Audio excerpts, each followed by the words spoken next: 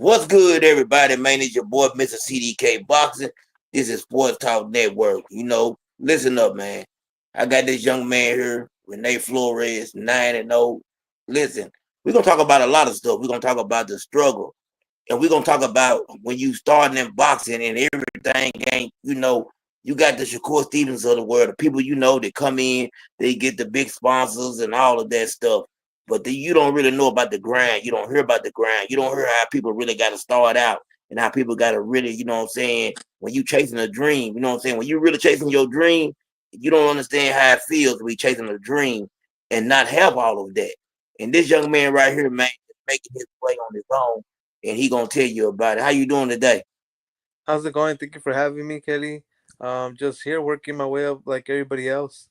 Um, Putting my time in, like they say, putting my time in, just working my way up and trying to look for a big fight opportunity.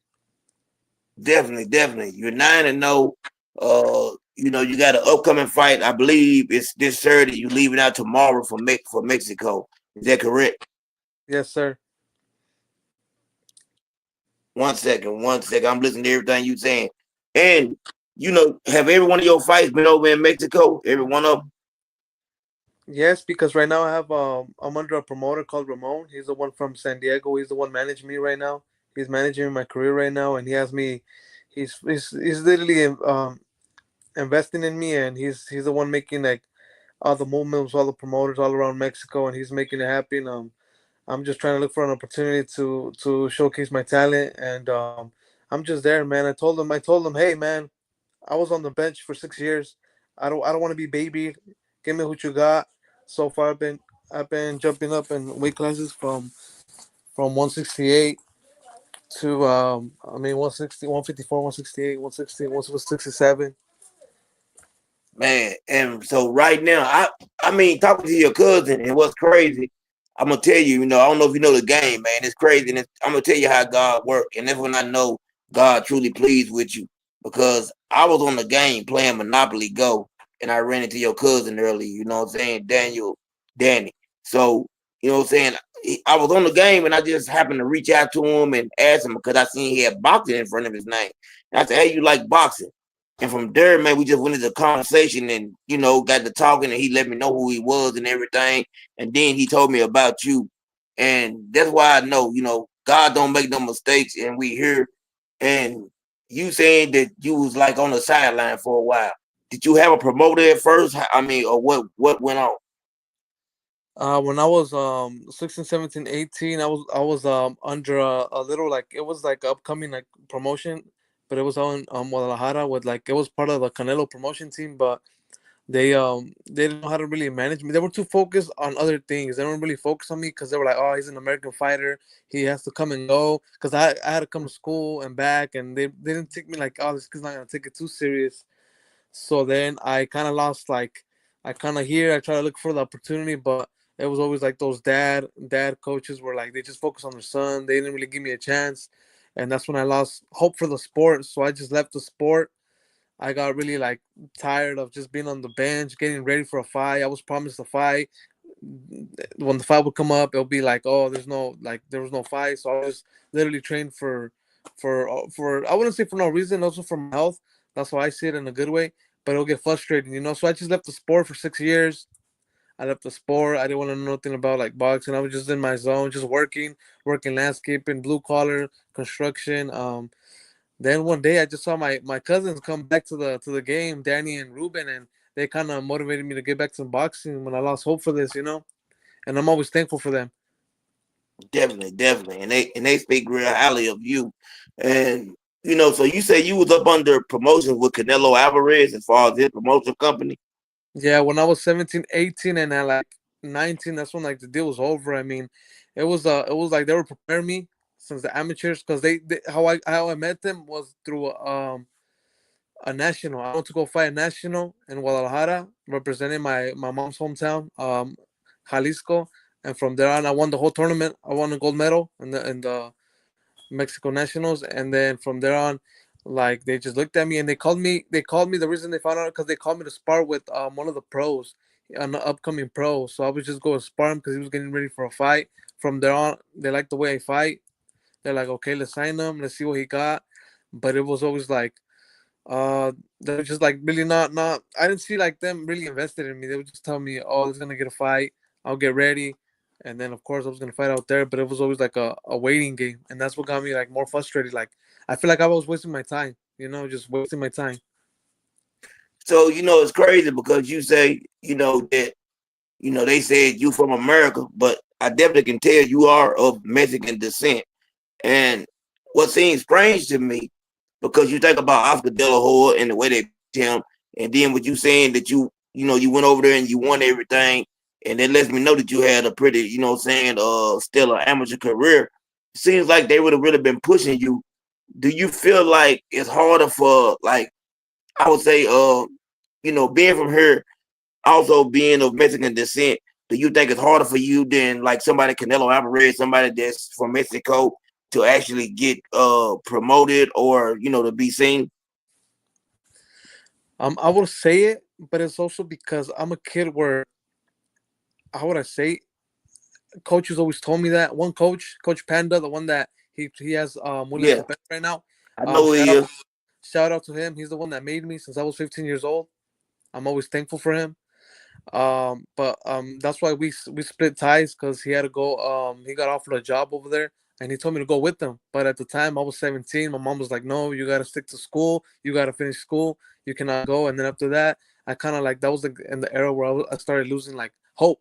So what I did, I grabbed my backpack, and I want to go chase the dream by myself. I literally took a plane to Jalisco, and I chased the dream by myself. Like, and one thing that a coach always taught me was, at the end of the day, it's not the trainer that's gonna go in there and fight for you. It's gonna be you. You're in there, so you gotta be training when nobody's looking. You gotta be, that's what he taught me.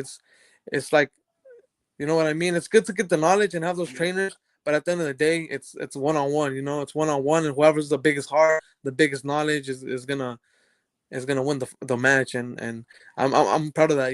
Like just chasing the dream by myself, and I learned, like, you know what I mean. It's not about having the best cameras around, the entourage, all that. Like at the end of the day, it's just me and you, man. Just me and you, and the guy that I'm looking across, and that's you know what I mean. That's what I'm focused on, and nothing fancy. Just like day one, we got here with nothing. Let's try to leave with something, and try to mark and pass down the throne to those youngsters. To not be afraid to take on personal challenges. I mean, the boxing is always going to be a lot of critics. It's about like be able to, because like jumping weight classes, man. I've been doing this as the amateurs, going from like 135, 147, 154, going back down 37, and then now that my body grew into this weight, I've been jumping up to my pro debut. My pro debut was in heavyweight, and I went down to Wow. 180. Yeah, it was a heavyweight. I fought some guy. I was like, I'll take the fight. I'll just beat him with agility, gas him out. So I was like, they hit harder, but if you stay away from the power and you just like beat them with agility, and then that's when I was like, yeah, the coaches told me, and I kind of knew. I was like, yeah, they're too big for me, so I started dropping weight. I come down to cruiserweight, and then right now, bro, I've been, thankfully, I've been working my way up, and I've been like 9-0 with 9 knockouts. I have all knockouts. So you're 9-0 with 9 knockouts. Yes, sir. Thank God, nine Oh and man. 0 knockouts. And so for me having an amateur background and then knowing and listening to what you're saying, I definitely know, and I know who Coach Panda is. I've been around boxing a long time.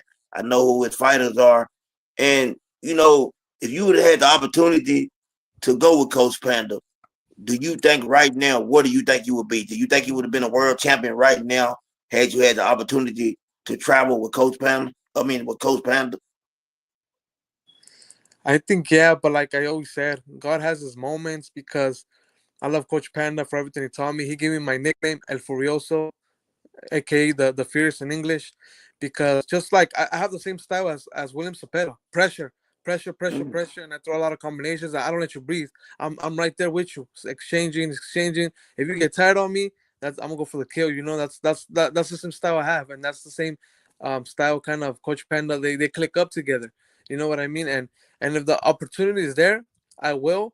But I'm also like, I'm also kind of like, I'm also in my lane where I'm like, God knows why sometimes he takes people away from you, and he puts other challenges in front of you. You know what I mean? Coach Yes, Panda sir. taught, Coach Panda taught me everything, like almost everything I know. He always you know what I mean? And I'm always thankful for him. And yeah, I did like when I was 17, 18, I did reach up to him to go back with him, but he had other plans. He's like, oh, if he did open the door to me, and I'm thankful for that. He's like, oh, you want to come? I would have to go fly over there and stick with him. But a lot of people don't know that in this sport, in the beginning of your career, you do not make a lot of money. Because I still have a day job. I still work construction. I still do landscaping. I still do that, and I still gotta go train. I still have a 9 to 5, and I gotta go train. Because in the beginning of the career, a lot of people don't really make that good money. We don't make good money, so we have to have something to sustain our families and still train to look for that opportunity.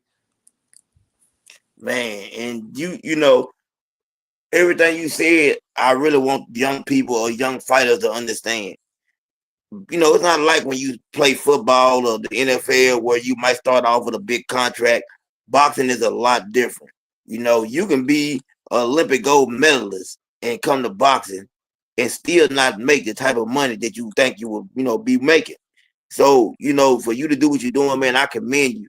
And I think right now the journey gonna be better and sweeter when you get to where you need to get to. I definitely believe that because I believe you're gonna get there.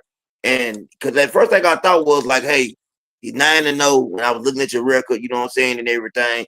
And I wanted to know your story because I was trying to figure out like, hey, what happened or why is nobody, you know what I'm saying, like really focus. Like you got 17,000 Instagram followers. So that tells me that people know who you are. So, I want to ask you this though. When you said your style is like Williams Zapata, do you take offense to that when people say Mexican style, or do you feel like, man, that's a badge of honor when they say you fight like that, Mexican style? I carry with the badge of honor, but I've always had that style. Even when I came to the gym with Coach Panda, I've always had that style, that warrior in me, that pressure, like boxing, like what I've always had, like that kind of inspired me was like I want to bring those fights to the public again. Win or lose, I want to bring those fights back again. When you were like when people would actually like get on their feet when they watch the fight, not like this type of like oh like kind of like the running like like some fighters. I don't want to say names, Yeah. but like fighting is like there's no entertainment in that. I know you're trying to secure the win, it's okay, and I don't judge you because everybody is trying to. But I want to be that fighter where it's exciting, like where when you hear my name, you're gonna get your money's worth in the ticket, and it's gonna Mhm. be a war. It's gonna be like, yep, we gotta tune in because he's in, and it's always been like this with the amateurs. It's always been like it's a good feeling because it's like oh like people already know your name without like but it kind of died down in those 6 years that I didn't find no more. So I was just like it's cool. But it humbled me a lot though. It humbled me a lot. God knew why He did that to me because He knows that my brain was like I was young, like the brain was thinking outside. So when I touched bottom, when I touched like not rock bottom, but when I touched bottom, I lost boxing. I was working construction every day. When I was in that construction, like I could tell you, like there was not a week that didn't go by where I was like, what could have happened? What could have happened? What could have Right. happened if I would have fought Ryan Garcia, Damon, like all those guys, like they're not in my weight anymore because I grew bigger. But I was like at one point I was at their weight class, 135, 140, and that was like my goal to debut at that. But when I left boxing, the construction, burritos, soda, so it's just like my body blew up. I went all the way to Yeah. like I went all the way to 245 pounds. Wow. How tall are you? I'm 5'8". I'm short. Oh yeah, so for 245 pounds and Yeah. making your boxing debut at heavyweight, yeah, that's a lot of weight. And then I made my debut exactly at 200 pounds. So I cut like 45 Exactly. pounds So for my debut. And then I was like, the reason why I made my debut was like, I mean, it was offered. They were like, oh, we have a heavyweight. I guess his opponent pulled out. You want to take it? And that in my heart was like, I'm telling you, I haven't boxed in 6 years. I only had 1 month of training camp. 1 month of training camp, and I lost 45 pounds. And I had the hardest training of my life because I'm like, I'm gonna go in there and I'm gonna show them. I'm gonna show them all that 6 years why. If I lose, win or lose, if it's all cool.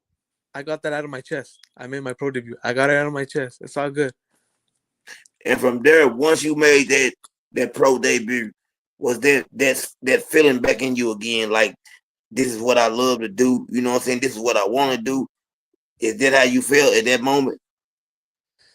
Kind of because I was going in there as literally I was going there for like underdog. I was just going in there kind of like, oh, this guy hasn't fought in years. The promoter took advantage of that.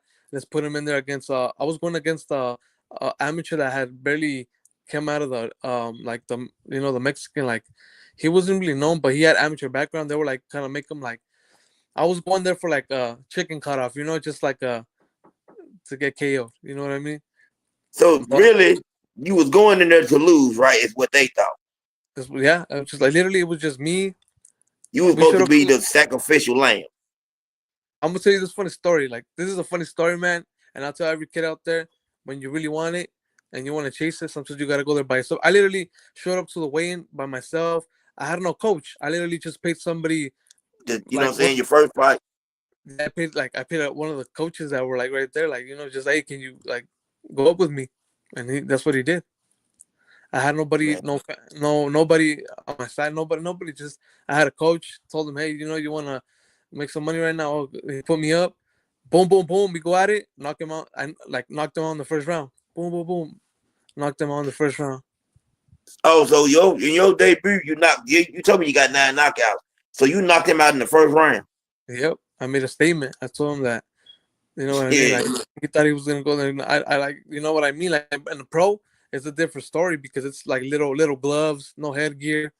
And I guess the other guy was making his debut too, but he was a lot younger. He was 23, and I was already 27 at the time. So I was like, I went for it all. I went for pressure. I went for all. I was going literally for to knock him out. I was going for the knockout to make a statement that they underestimated me.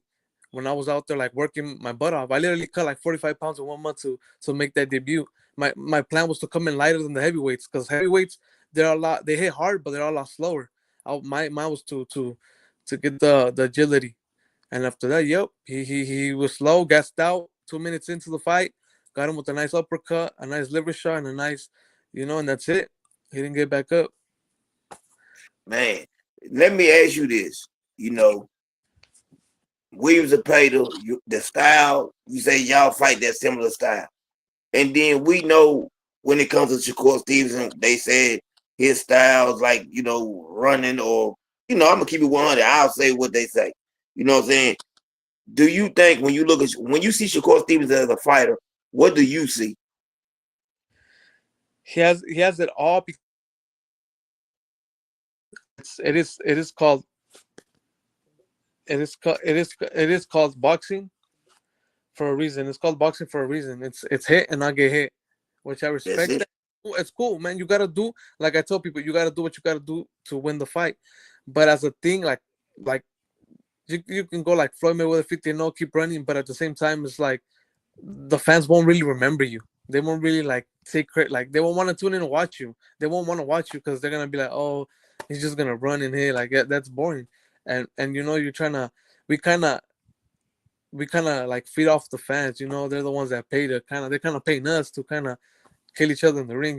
But I know where he's going. He's trying to stay safe, cut off the ring. But I'm not gonna lie, Shakur Stevens has all the tools in a way of Yeah. like he knows how to fight. Pressure fighters were like when the bull comes to you, yeah, let the bull come to me. Boom, boom, move him out of the way.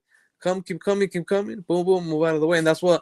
But I know Coach Panda has a good strategy for William Cepeda because it's gonna be a good fight. But I'm because even Coach Panda would always train me, and he would always get. There was days where like I'm gonna tell you my 2013 nationals in Oxnard, I won the whole tournament, but in the final I had to face a type of Shakur Stevenson, and and and all the Coach Jacob told me is you gotta go out there and kind of just like you gotta suffocate him in the ropes. You gotta have him in the ropes at all time. The ropes, choke him.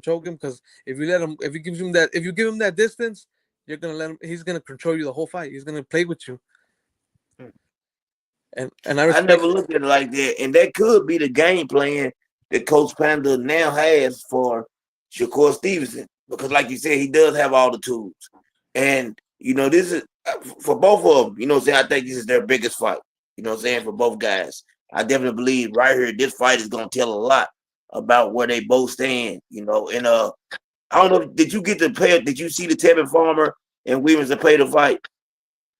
I saw a little bit of it, like just the highlights, not the full fight when it was live, but I did see it, and yeah, just it's it's I mean it's pretty good. Tevin Farmer, I mean he's a tough veteran too. I Yeah. mean, because it's not easy. But I always tell like people, like you stepping in that big stage, it's like you already made it. Win or lose, of course, go for the win. But I mean, you already made it, man. You already got that little, payday. You know what I mean. You already made it farther than you ever thought. Like I told people, like I didn't think of coming back. I came back. I didn't even think I was gonna be 909 knockouts, and look, I'm here, and I'm trying to look for the opportunity. The reason why I haven't like really signed a deal or stuff like that is because some they have offered it to me, but patient is key. Where like some guys, the business is kind of dirty, where people they just want to like they're gonna sign you for like let's say this much on money, but you don't know how much you're making behind the scene. You know what I mean? Definitely, I know exactly what you're saying. They'll tell you one thing, but definitely be getting another. I know exactly what you're saying, and you do want to sign with the right person, and you want to make sure that your career, whoever you're with, that they actually care about what you got going on, and not just the money aspect. At the end of the day, you want somebody when you doing business for somebody, you want them to be like family. You know what I'm saying? That's how I look at it. If I'm doing that type of business with you, we need to have a real relationship where I know I can trust you. I can trust that you have my best interests at heart. And I want to ask you something because a lot of people talk about the way Devin Haney fights now, but people don't understand. Devin Haney started his career fighting over in Mexico. So I've always wondered, how is it fighting over there, and how do you think he would be fighting the way you fight over there and what you see? Do you think he could fight the same way over there that he fights now? I mean, like you're saying, if he fights here in America, Like going to Mexico when he fought it early because he turned pro, I think, at 16. oh yeah, When you yeah. look at when you look at Devin Haney and he's over in Mexico, are the fights a lot different over there? How is it over there compared to the fights over here? Oh yeah, a lot harder. Because the Mexican style is like these guys come to like they don't some of these guys don't even waste time. They're there to go forward and kill. They don't cut time. They're not like America's known for more like technique, more like standing looking like more fancy you could say, more like that. And then Mexico is like that bell rings is like blood blood sweat like they go at it boom boom boom, you know what I mean? Like they're coming there to they're not there to look kind of fancy, they're there to some of these guys are not technical. They just punch, punch, punch, and like they're waiting for that lucky shot to knock you out. To them, it's like that lucky shot to knock you out. So it's like it's a different type. In Mexico, it's more brawlers. I'm not saying everybody, but usually that's what that we're known for in Mexico. Like just straight pressure, straight to the game. And America, they teach us more of the technique. Because I remember Coach Panda. People will be surprised because Coach Panda, when we'll train, will never train pressure. He will never train me pressure. He'll teach me how to box because he's like, you already got the pressure down. I just need it. I need you to learn how to box, like move Right, around. definitely. Yeah, like move around, hit, move around. I don't want you to, because there's gonna be a day, which it did happen to me in San Diego in the Nationals, because I won 5 national titles, two in lightweight, one in welterweight, one in middleweight, and one in I think it was like super welterweight, something like that. Yeah, like 168, and in the Nationals, and it was like a little national over there, and I did end up fighting a pressure fighter. So you did end up, and when you fight, I just brought my brother on stage. He's a part of the STN Nation. This man right here is my brother B3. Great brother, you know what I'm saying? So he the one that made, you know what I'm saying, him and my other brother BVO, they made the thumbnails for me. Like we got a whole group of us, you know what I'm saying? And you're gonna get plenty of exposure over here with us. We're gonna make sure we're gonna push, you know what I'm Percent. saying? Make sure everybody get an opportunity to see you. What's good, B3? What's Well, good, CDK? Salute. What's up, Renee, man? Appreciate you coming on. no, thank Real you for quick, I'm coming in hot, man. Real quick, who you got? Canelo Crawford.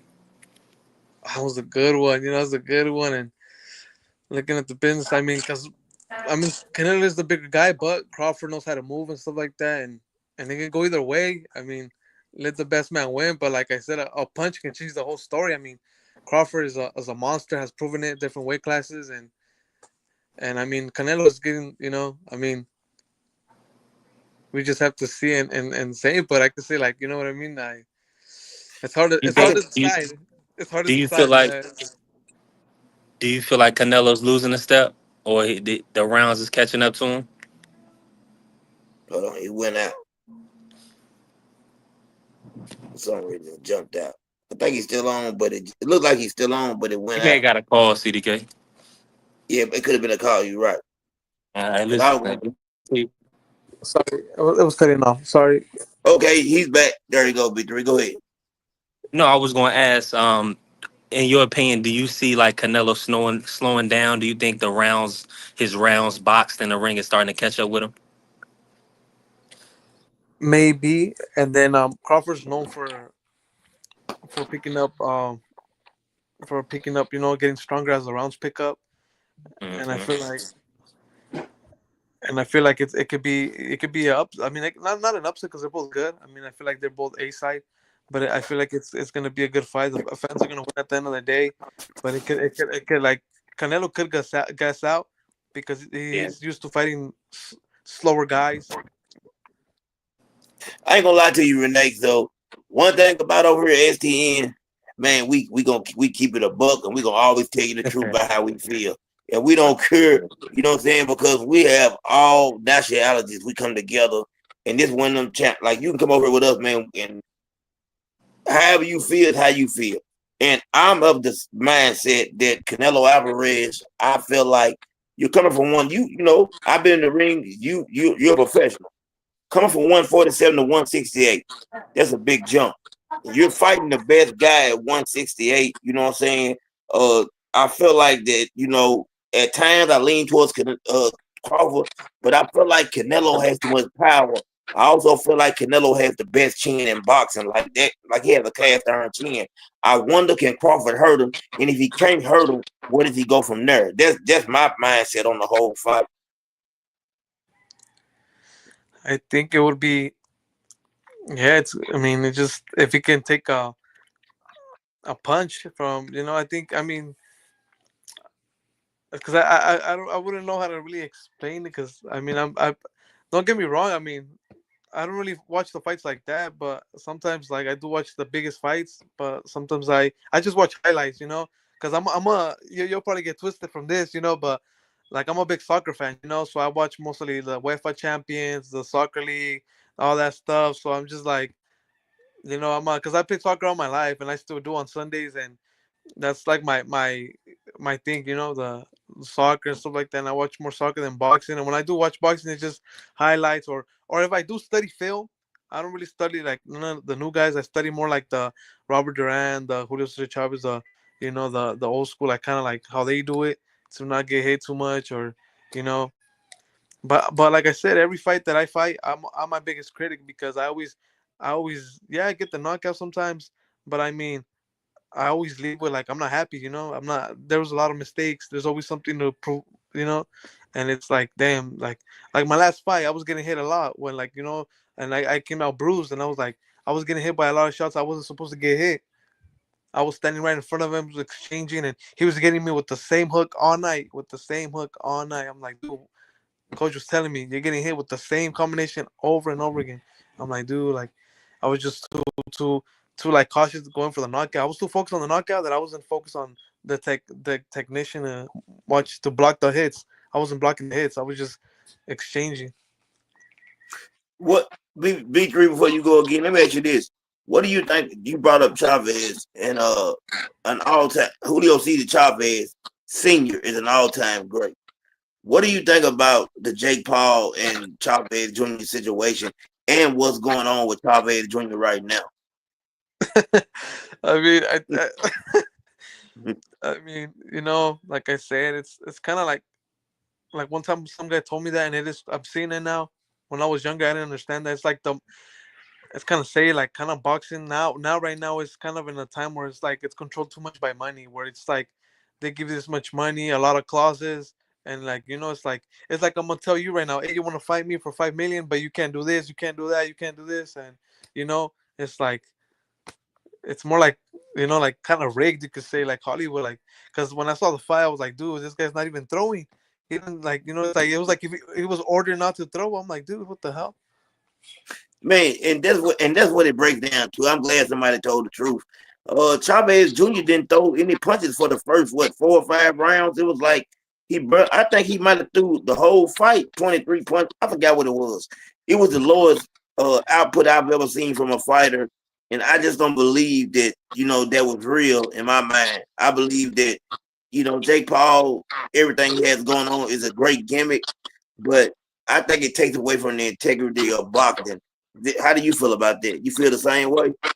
Yes, because it kind of sucks because the people like us, like the people that do work hard for the dream to get that public to come see them and all that, it makes the people not want to tune in no more because they're like, how we know like the rest of the fights are not rigged and all that. So we don't want to tune in no more. It kind of devalues the sport because they're like, oh, like how do they know that the whole sport's not rigged? You know what I mean? And it kind of kills the sport in a sense. I know he's trying to like make money off the sport, but it kind of kills us, the people that are on the bottom. Yeah, it definitely does. Go ahead, B3.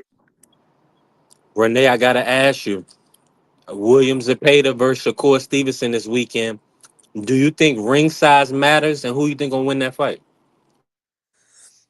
I think it's both. It's both. It's just funny because both of the guys got trained by Panda at one point when we were younger, and Panda made me.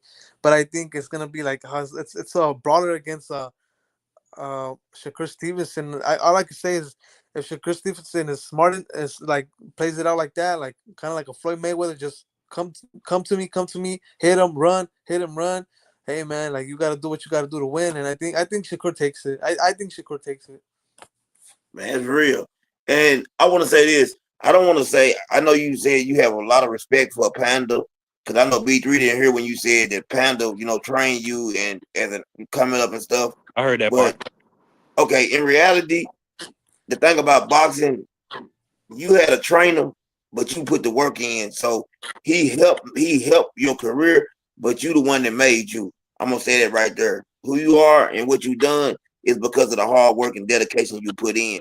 Because I don't care who you are, you can have the best training in the world, but if you don't got the dedication and the time and you put it in, you're not gonna be anything in the sport of boxing. So I definitely got to salute you for that. No, thank you, thank you. I just went for it for the dream. I'm telling you, I kind of told my manager, hey, I was on the bench for 6 years. Like I can't be babied. Put the fights after another. I literally since my debut, I've been fighting month after month after month every month. So I'm just like you gotta just whoever has a slot available, let's take it. Whatever weight class. I mean, of course, no, I can't make those little ones anymore. 135, 140. I can't make those no more. 147 because I kind of blew up when I wasn't fighting. So right now, like it's I've been I don't want to get too comfortable there because I know the guys are big there, but right now I'm done like cruiserweight. I'm a short guy for cruiserweight, but that's where my division's at right now. But I've been going to 168, 175, and playing with cruiserweight because cruiserweight covers from 175 to 199. Hmm. I'm wondering, like, do you have a set weight that you want to really fight at? Like, you make okay, every fight you said right now has been in Mexico. But if you come to the States or get that sponsorship or promoter and they say I need you to settle at a weight class, what weight class would you feel more comfortable and you think you would be your best in? I mean, I would like to be a lighter weight class because the lighter every weight class has. I studied the sport. Like every weight class has its own. Like the flyweights, they're a lot faster, more punch and volume, but it's a lot like the punches don't really hurt. They kind of sting, but they don't hurt as like the heavyweight, the cruiserweight, the middleweight. You feel the punch more like a bigger power. Like more a bigger punch. But in the smaller weight classes, you just feel like everything goes fast, like everything's fast paced, but not really. You don't really feel the punches as bad as a bigger weight class. So I would like to be like I would say like 154, 160. Because I'm a small guy. I'm only 5'8". I'm not big. Yeah, I understand that. Go ahead, Big Three.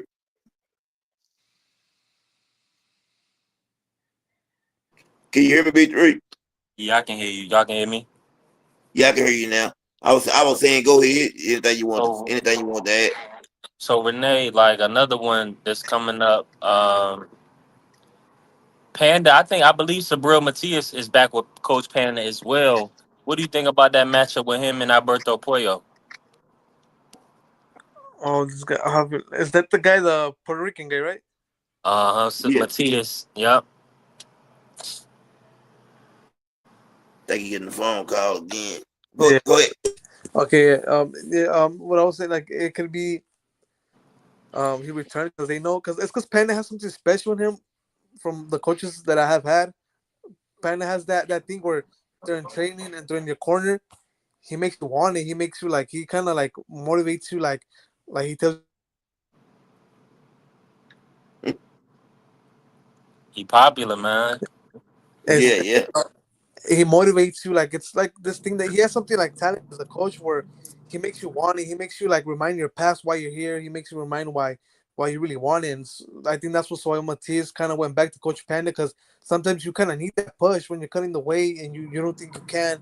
Like Panda will make you like, yeah, you can. And he'll literally he scared me one time. I'm like, dude, he made me drink a whole like Gatorade and a Powerade like literally like 8 hours before my weigh. And I'm like, dude, how do you expect me to cut that? Trust me, I know what I'm doing. Let me do my job. You do your job. I was over here panicking. I'm not gonna make the weight. And yep, he made like a sauna inside the hotel. Inside the, I turned on the old school, put the sauna on, the Ublin cream, and the turn on the water heater on inside the bathroom. Made a sauna. Made it cut a shadow box inside the bathroom. do you still have a relationship with Panda? Like, do y'all still talk now? Here and there, but sometimes I'm gonna say how it is, and it is what it is, and hopefully he sees us, and no hard feelings. But he knows, like when I try to look for him when I was younger, he kind of closed the door on me in a sense of like he already felt like too Hollywood, like he was already at the peak, and he didn't want to start all over with me being pro debut. You know what I mean? Like he already had William Cepeda, Sul Matias, all those guys, and he kind of looked at me like, oh, like should I start from scratch? I kind of took it that way, but I was like, you know what, that motivated me to come back to prove that that it's okay to have a cool coach, but at the end of the day, you gotta put the work in when nobody's looking. You gotta do everything, and you gotta look for it. Like I said, like nobody's gonna panic and tell me to do the stuff, but at the end of the day, I'm the one that's gonna take the punches. I'm the one that's gonna give punches. So like you gotta take the good from the bad. Yeah, you definitely right about that. And I've seen Panda recently on some interviews and talking and stuff. And he seems like, what I'm saying, a down to earth guy, but you know what I'm saying, like you said, he had made it already. He probably didn't want to start over as far as it goes with your career. But, you know, were you his first fighter, or did he have fighters before you? Or were you the first fighter he had as far as, winning amateur titles and stuff like that? No, when I was with him, he wasn't a professional boxer or trainer. He was just an amateur trainer. Mm. So he had me and a couple of his. He had me and he had a couple of his nephews. Now let me ask you this: was this before? Was he working with the U.S. guys yet? Because I remember him saying that he had trained Devin Haney at one point. Was that before or after that period? That was when he left me at 17. That's a funny story right there. That's when me and him parted ways, because I was with him. We went like back to back fights, and at the one point he's like, Rene, I'm gonna have to leave you here, because that's when he left with Devin Haney. He left with they offered him a job at the Olympic team, at the USA Olympic team. That's when he left with um Devin Haney, Shakur Stevenson. I think it was Morales. All those guys. He left with that team. I think what's her name, Shields. She was in that team too at the time. They offered him like a second hand coach to go help out in Ukraine. That's when he left, and he kind of I was literally with no coach, and life taught me that we had a national coming up, so I had to show up to that national by myself with the helper at the coach, and we won that tournament. But I won it with no coach. So it kind of taught me like I already done this one time without a coach. Like you can still do it again. Let's try to come back. Do you have a coach now? Do I have a coach now? No, I don't. I just have I train myself, and then I just go get sparring with this coach, and I just literally when I go fight, I just take I have a friend out there that he does all Like he wraps me up and he puts me on water, like like a cut man. It's Right. like paying your cut man. And yeah, man, I just chasing it by myself right now, and I'm just waiting for like yeah. There's been offers, but it's not. It's like oh like it's for the money for the time they want me to be there. It's like not worth it. Yeah, I Now, definitely know now, what you're saying. Renee, what it says on Box Rec, Desert Hot Springs, California. Is that where you reside now, or is that where you're from originally? This is where I'm from originally. I was born in Okay. Palm Springs, California, but I'm originally from Desert Springs, California. This is where I was raised since I was 6 years old. Um, there's not really nothing out here. It's really like just desert. So I'm just trying to bring maybe at least bring a championship here to Desert Hospice. To inspire the kids or something. Definitely. And just like to prove that that it's doesn't matter where you come from as long as you're hungry, you want it, and you go for it. I'm chasing it with like I kind of got all the odds against me. It's just me, no coach, just going after it and just learning. I just learn from sparrings and like I said, if I'm not getting beat up, in sparring, I'm not learning nothing. I'm not like I feel like I'm not learning nothing. Like I gotta pick up because I usually like go to 30 minutes away it's the Diaz brothers gyms. You guys probably heard of them, the Yeah. Diaz Mhm. brothers. Yeah, Yeah. their gym is 30 minutes away, so I go spar there. Sometimes I spar like the bully. That guy, oh, he can hit hard, man. He hits hard. I'm not gonna lie. Oh, you in there sparring back? Say it again. You say you was sparring back the bully? Yes, spar Oh, him. that's Some good. of them I help them out. So I'm not gonna lie. They drop. I'm not gonna be here and say like, oh, it's all pretty. Like, oh yeah, I'm glamorous. No, Yeah. I've been dropped. I've been dropped. I've been like literally. I've been some days like it's like a day job. Some days you have good days. Some days you Hmm. have bad days. Because sometimes I Yeah. perform good against guys that I thought I wasn't gonna do good. Some days they get me back, and it's like, damn. That's what's up, let, bro. let me ask you this.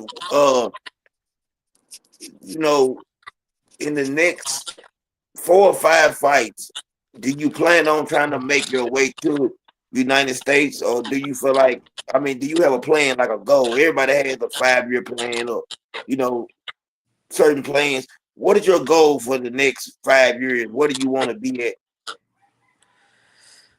Just trying to fight the best. Trying to fight the best. Honestly, and it's like I've already had an offer here in the United States with Golden Boy. I already had not to sign me, but to be B side. To be B side if I one of the prospects at cruiserweight. And I was like, I'll take it, but it wasn't like I didn't convince me because the money wasn't right. The money they're Mm, trying to lowball me because they kind of saw that he don't have a manager, he don't have a coach.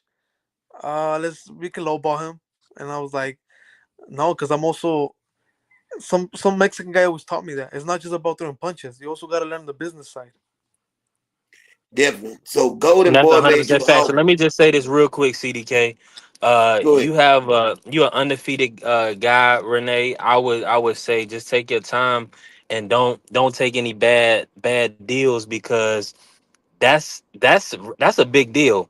Putting a prospect against an undefeated guy, that's a huge deal for networks. So I would just say just keep building up your record, bro, and you'll go farther than just what Golden Boy trying to offer you, man. That's man. Yeah, that's good though. The Golden Boy made you an offer, but it wasn't a good offer. And a lot of people would have jumped on that. A lot of people would have jumped on the opportunity to be on. Mhm. I'm sure the fight would have been televised or whatever it would have been, but you turning that down was the best move you could have made. Like B3 was saying, that was the best move you could have made. Have you had any offers from like Top Rank anybody? No, but I know some of the guys from Top Rank. I've spart. I don't know. I've spart. Well, he came down here. I don't know him like that, but I follow him. His name is Jalil. I think Jalil. Jaleel Hackett? I don't know his last name. They call him Too Cold, but I don't know Too Cold. And Mhm. he's the one that kind of motivated me because I'm not gonna lie. When you're chasing this by yourself, you kind of lose like hunger. You kind of lose like not the hunger to train, but the hunger of like I don't have that behind me. I don't have that team behind me. I don't have like people. I don't have that. But that kind of motivates me more Yeah. because I've been there where I sat down with the table with the big dogs, the I would say like the like it's just me against them, like of saying like cutting the business, because the one that hit me up when I was gonna fight was I don't know if you guys ever heard of Randy Caballero. What's his name? Mm, He retired. He was from he's from Coachella. He was an IBF bantamweight champion, Randy Caballero, and Okay. his dad was trying to get me the fight, and with Eddie Gomez, and then Eddie Gomez was like, yeah, let's put him against this guy. I was gonna go against a Russian Olympic, and then they threw the offer, but I was like, it was like not like it was not enough money for like what and I turned down the deal.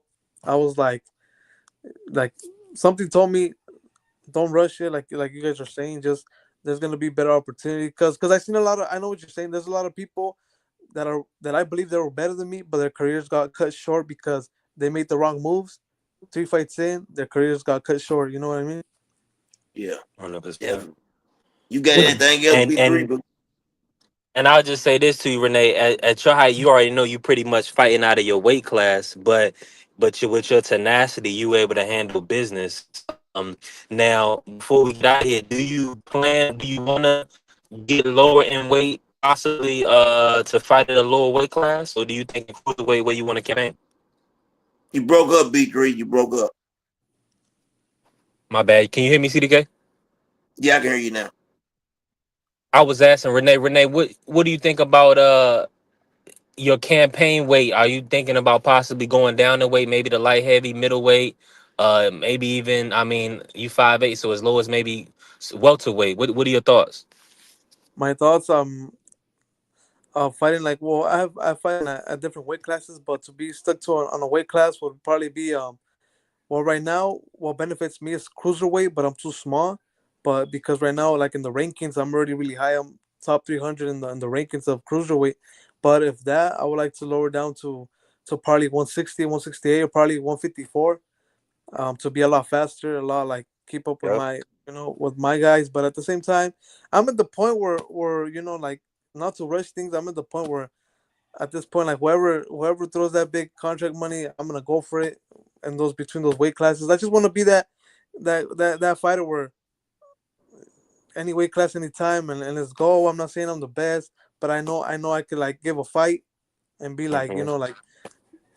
like people left with the smile. You know what I mean? Because I already proven I 100%. like 99 knockouts. I proven and you could say heavyweight. What's it called, super middleweight and light heavyweight. I faced big Now, guys stuff like that, and it's like I feel like I'm not you could say like I'm not a big like puncher, but I'm a guy like I Yeah. said I'm a like a type of William Cepeda. I'm gonna be on you. You gas out on yeah, me, I'm gonna go full blast Sonic and keep throwing and throwing and throwing. It's either your corner's gonna stop it or you're gonna survive in the corner until they stop it because my volume punches. I try to throw at least like 300 to 400 punches around. Like literally that bell rings, we're going Man. boom, boom, boom, boom, boom. You gotta keep up. You gotta keep up on my pace. I'm not gonna keep up with your pace. You're gonna keep up mine.